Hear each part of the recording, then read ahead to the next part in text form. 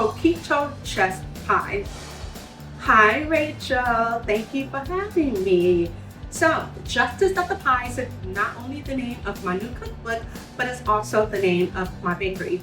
I created the bakery in 2014 in memory of my late father, Steve Broussard. My dad was a criminal defense attorney and his hobby was baking anything made with a crust. Justice of the Pies was created to not only celebrate his love of pies, but to honor his belief that people deserve second chances. As a social mission-based bakery, our goal is to positively impact the lives of others.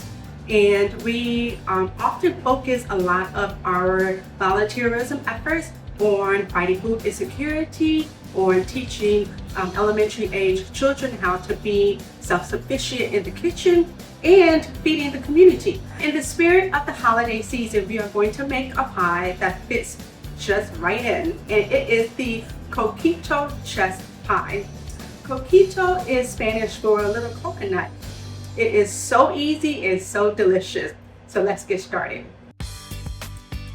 First, we're going to make the coquito in a blender.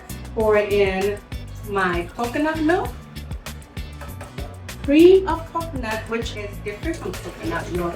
It tends to be a little sweeter as well. And then I'm going to add my sweetened condensed milk, all of it out and not waste any. Vanilla extract helps to bring out a very coconut flavor. And then just for a little bit of cinnamon. I'm never shy when it comes to cinnamon. And then I'm going to pulse it. Just scrape the sides of my blender. Give this another pulse. And that's done. Super easy. Chess pie is very southern. I feel like most pies.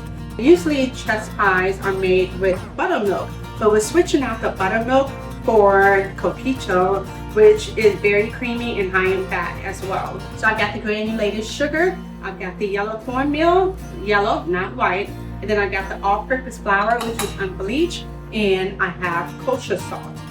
So we're going to whisk that together. I'm going to add 4 eggs.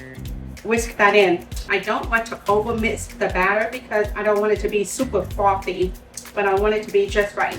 8 tablespoons of butter, and then I'm going to whisk in 2 teaspoons of vanilla extract. Then I will go ahead and pour out 3/4 cup of coquito.